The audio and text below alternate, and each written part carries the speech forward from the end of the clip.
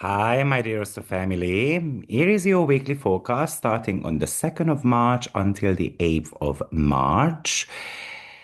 We don't have the busiest week ever, but we have got some interesting aspects. So let's get going.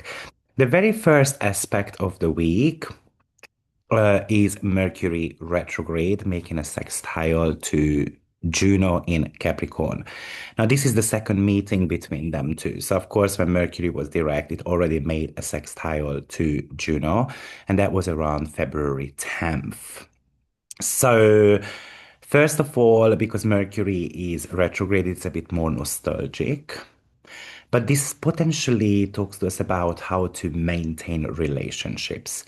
When Mercury retrograde is in Pisces, usually communication feels like trying to talk in water. It's a bit messy.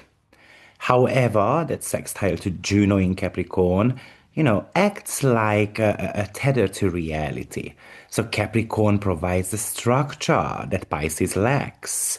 So this is actually a functional kind of like window to have certain type of second time serious conversations with someone, revisiting certain type of themes. For example, when it comes to commitment, partnership, we can renegotiate agreements.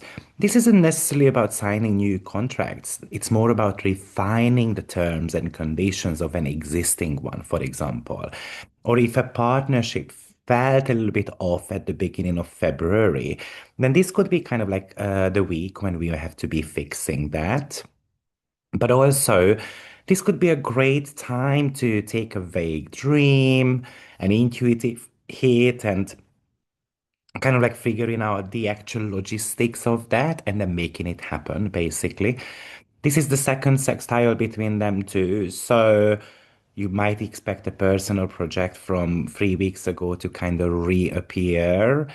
Maybe this time you have more data to help you decide whether it's worth in the long run or not. Imagine, for example, at work, that you realize with a colleague of yours that you launched something and, it has got some structural holes. So we can use this aspect to kind of redraw the roadmap. And then we are speaking the same language. That's what sextile kind of like represents. But Juno is very relational, so an ex can be coming back into your life with Mercury retrograde. Maybe it's for closure, or not just for closure, but to discuss something practical, like, okay, what are we going to do with our, lingering chores and stuff like that? Or maybe someone comes back into your life to apologize to you. And maybe you even ready to complete something in your to-do list, for example, that you have postponed, for example, at the beginning of February. I would like to remind you that while Mercury is retrograde, we don't have to necessarily worry about it. It's more of an invitation rather than a demand because it's a sextile. Juno in Capricorn wants to know if something is built to last, and we're going to have conversations about that. We're going to have to ask questions. We're going to have to clarify something here so that finally we can solidify the foundation, before Mercury goes direct. Now, on the 3rd of March, we've got a bit of busier day. Actually, Mars enters Pisces. So it is moving on from an intellectual, detached air sign into more of a deep, misty, murky waters of Pisces. Mars is the planet of doing, but Pisces is the sign of being. So it's a bit of a collision here, really. Imagine this as a warrior becoming a poet, a monk, a lifeguard. So, action is no longer a straight line for Mars here. It's more of a tide, comes and goes. It ebbs and flows based on intuition, emotional energy, and emotional reactions as well. Now, Mars is going to remain here until 8th of April.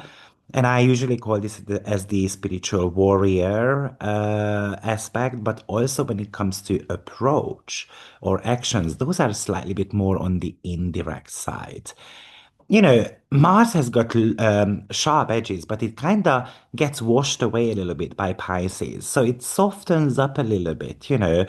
It's not a conqueror anymore, or it doesn't complete the to-do list with brute force.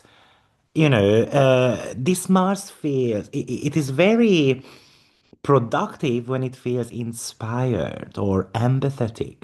But when the vibe is off, the energy level can disappear. So we might want to be watching out for that.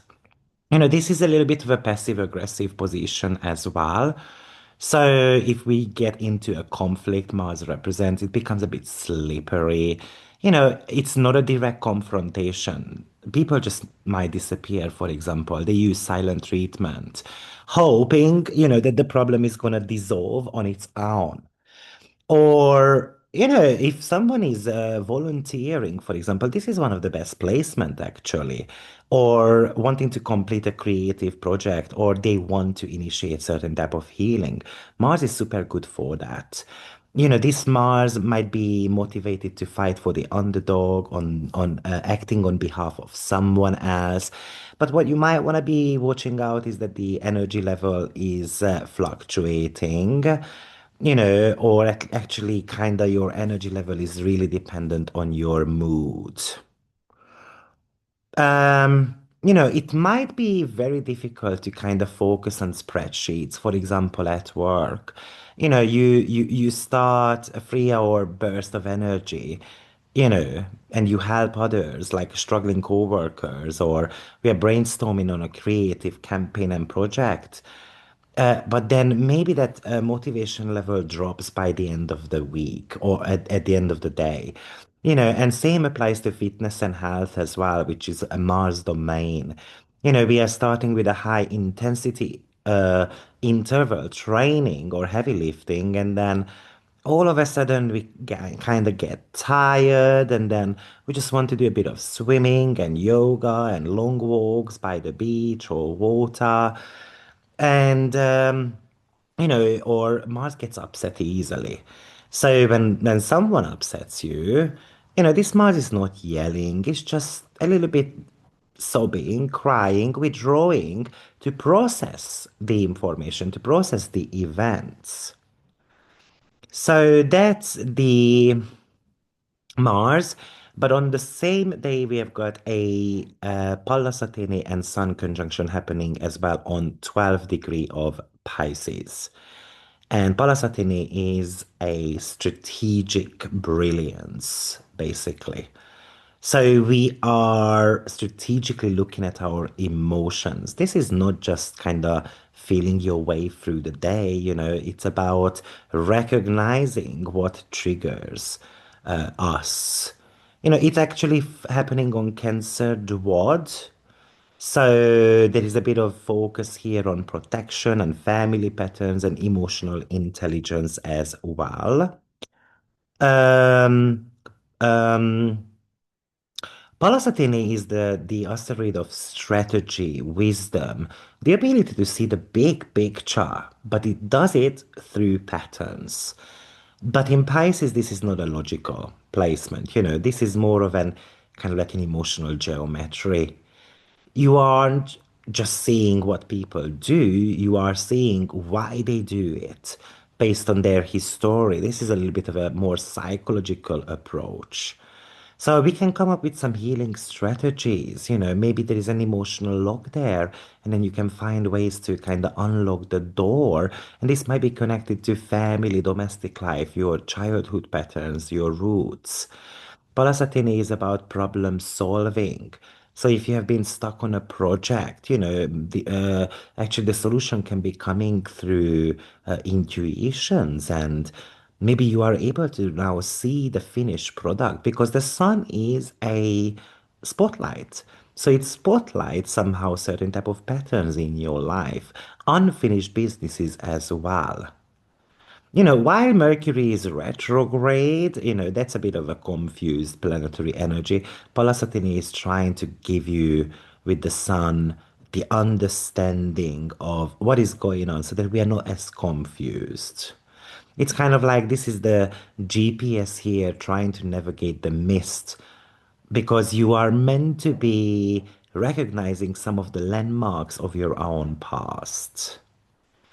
I mean, imagine with Mercury retrograde that we are confused about facts or we even argue about facts with Mars being now in the sign of Pisces as well. And then you start seeing the underlying power struggles or why certain type of people are making decisions like that. And then maybe you suggest a solution with that Pallas Athene and the Sun conjunction, because the Sun can represent actually a boss archetype as well. Or maybe you finally understand the arguments you have with your parents, and maybe you realize that there is a pattern here, and you figure ways out of how to protect yourself. Same day, 3rd of March, Bacchus enters Aries, and therefore straight away makes a conjunction to Saturn and Neptune. Now, Bacchus, I forgot to check again how long it's going to be staying here. I do that every single week, so hopefully I'm going to start remembering not to forget that. But let me give you Bacchus is astrological number is 2063. Bacchus is a fast-moving object. In the meantime, I'm just going to give you some information about him. He's the asteroid ecstasy, sensory indulgence. It's kind of like, also, he represents intoxication as well. Bacchus spends usually about 4 weeks in one sign, by the way, unless it goes a retrograde. So it's going to be leaving the sign of Aries at the end of March. I lost Bacchus. Where are you?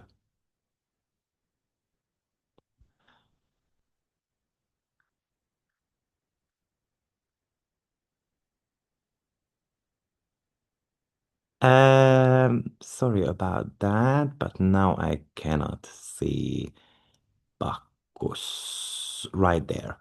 Okay, so Bacchus is gonna move on the 28th, 29th of March, depending on where you are. So it's an interesting combination, to be frank, because you know, uh, Bacchus would like to get into that ecstasy. It wants, let's say, to get drunk. And I get drunk on inspiration in the sign of Aries, but I immediately hit a wall, right? It's the wall of Saturn and Neptune. So this is Saturn is the sober reality, Neptune is the divine longing. And then Bacchus in Aries is a raw, impulsive desire, basically. So Bacchus in Aries wants to feel alive. It is impulsive, it is bold, it is seeking these highs, through action. The adrenaline is pushed up, basically. But meeting the Saturn and Neptune, it's getting contained there a little bit. So it's about finding pleasure of not escaping from something, but becoming more disciplined in something. Bacchus represents euphoria, but it's a little bit like, we have got the adrenaline rush there, but it doesn't flow that easily. It becomes slightly bit difficult, basically. But what's good about this is the Bacchus is kind of bringing the wine, the juice to this dry structure of Saturn. Maybe it's convincing with a glass of wine that this is how it should go. It can be a spark that might turn into a spiritual idea and then a physical reality after. But also, it's kind of like a bit of a hangover here, an emotional hangover. With Saturn, it's about sobriety, and the Neptune can represent excess as well. So if you have been overindulging to escape, for example, the weight of world, Saturn is going to bring the bill as well. It says that you cannot get drunk, you cannot get too excited, and so forth. So imagine that you have been dreaming about a project, but you felt restricted by the work involved, and then Bacchus in Aries might give you that burst of energy that I can do this, and maybe you work 12 hours straight, and you feel kind of accelerated by all that effort and what you achieve.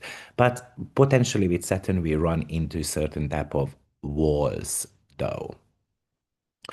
Or maybe you start a new health regime and you decide that yes, I'm going to be giving up on something that kind of creates that ecstasy, such as drugs, chocolates, smoking, and so forth. And then you might even find pleasure in that discipline with Saturn.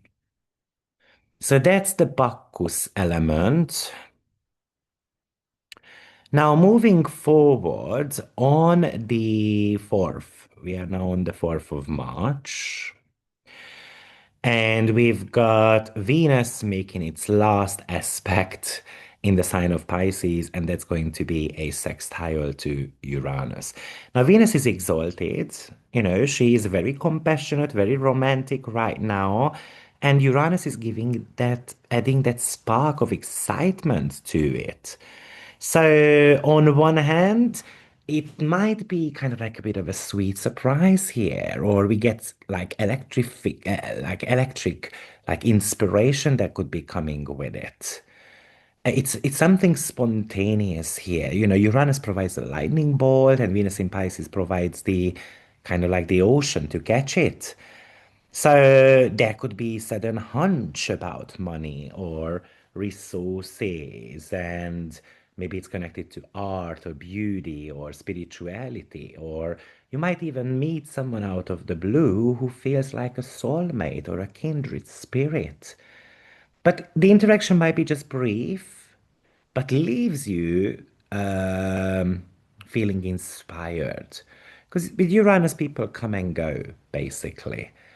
Or maybe you have been bored with your style, and then all of a sudden you decide, yeah, I'm going to be upgrading something. So I'm going to spend money on the home, something silky, something nice, but maybe something unconventional, something that you haven't tried just yet. From a relationship point of view, maybe you guys are ready to kind of ditch something routine, something usual, and instead of dinner at the same place, you go to a art show, or we're just gonna drive around and so forth. So that could reignite the spark between the two of you.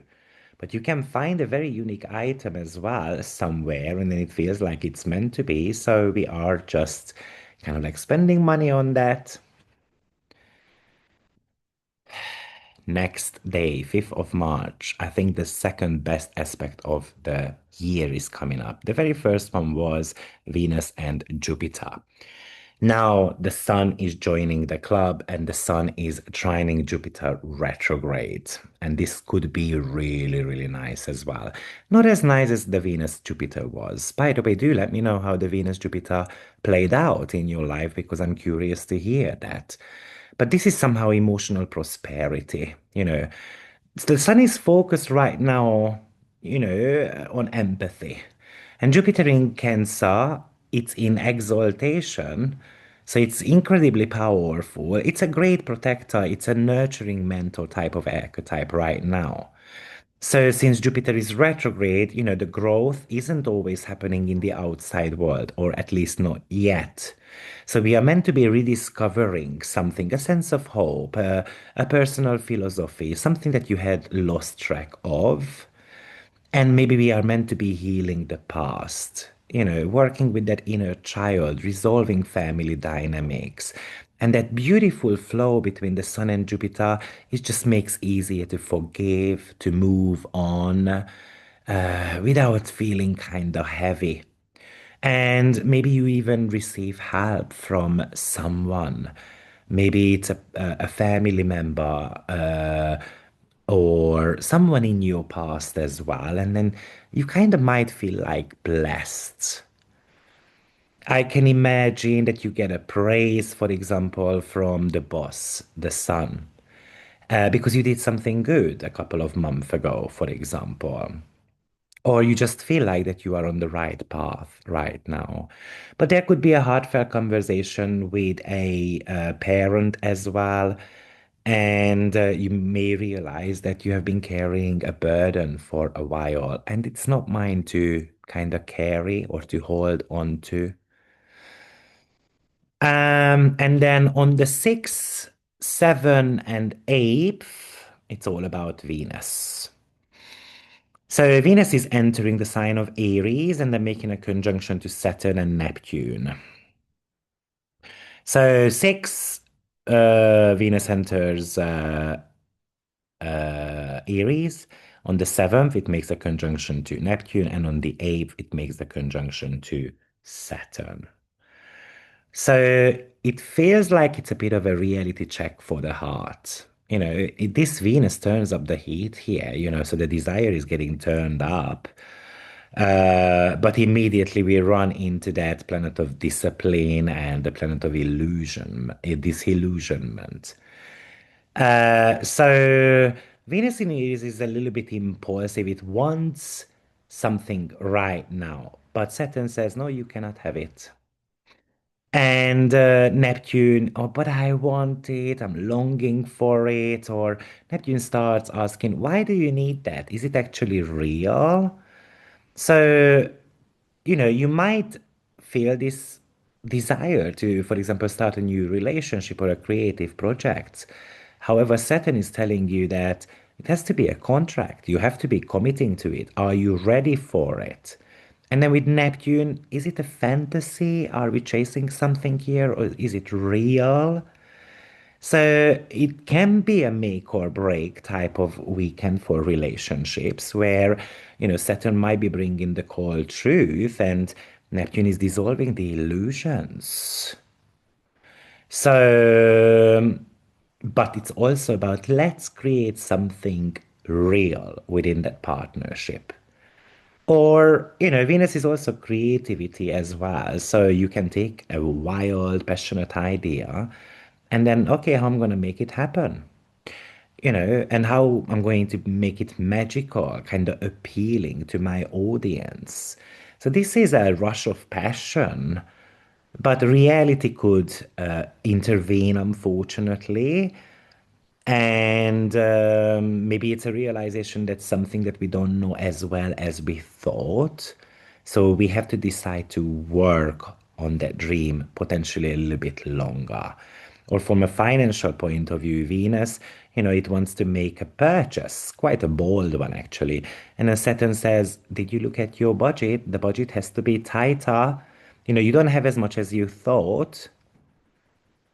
Or Venus often is connected to self-image as well, especially in the sign of Aries. So you want to change your brand, you want to change your look.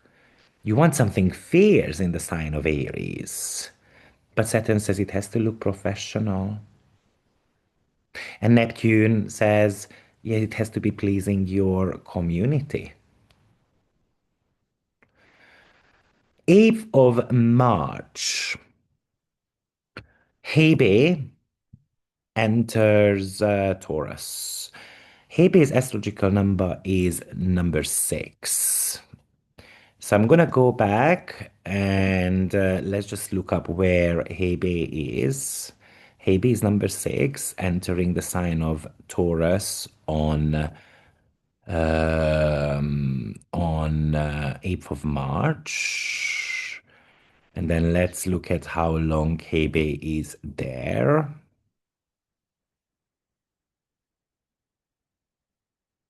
So it's going to change sign around April 30th. April 30th. Hebe is often a forgotten goddess, actually, but I would say that her influence is quite vital because she was the cupbearer to the gods and the goddesses. So she represents service, rejuvenation. Pretty much, she is the eternal spring.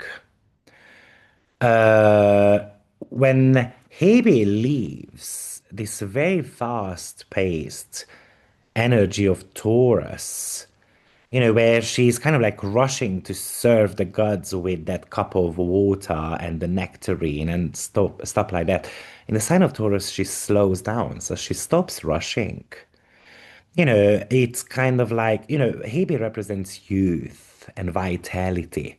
So Hebe all of a sudden starts focusing on, oh, I don't need to be rushing, because I have to be, watching out my skin and I do a more reliable work. For example, if I'm a little bit slower. So this isn't just about serving others. It's about sustaining and pouring into something into our lives, the lives of those we actually value. This is about rejuvenating the body. This is about doing some restorative health practices, like I'm gonna go for massage. I'm gonna eat better quality food. I'm gonna spend time in nature because I wanna reset my nervous system. Why? Because I want to stay young, or at least youngish. This is about me valuing my energy more because Hebe at the end of the day left. She wanted more from the gods, not just serving the water to them. So this is about you kind of like not wanting to give your energy away for free. So firstly, is this worth my time? Is it gonna build something tangible? So we start asking question here. Is there a point in me serving these gods? Am I gonna get certain type of a promotion? And Taurus rules money and assets, and Hebe was a cupbearer. So how I manage that cup of water, how I manage my resources, this is somehow connected to your financial health. Oh, by the way, talking about financial health, I posted a book written by one of my really good friends about 21 illnesses and their connection to financial problems. So I love the book. You might want to be checking that out because I think you might be able to gain a lot of insights and remedies of how to work with your financial problems. But imagine that maybe work, is slowing down a little bit, or instead of just looking at the big next thing, you are just kind of like working on a project, trying to kind of beautify it a little bit. Or maybe you are the one who everyone kind of relies on because you are the cup, you are the energy, right? You are bringing the water. So, am I going to allow others to take advantage of me? So there is definitely this self-care, and this does say that there's no such thing as a quick fix, or health trends or beauty trends, and thinking that it's gonna kind of create a miracle. This is a bit of an awakening that those might not work. So, guys, this is the weekly energy pattern. Now, in the next video, let's break it down for all 12 signs, and I'm going to be posting that tomorrow. So, have a lovely week, and I'll see you next time. Bye bye.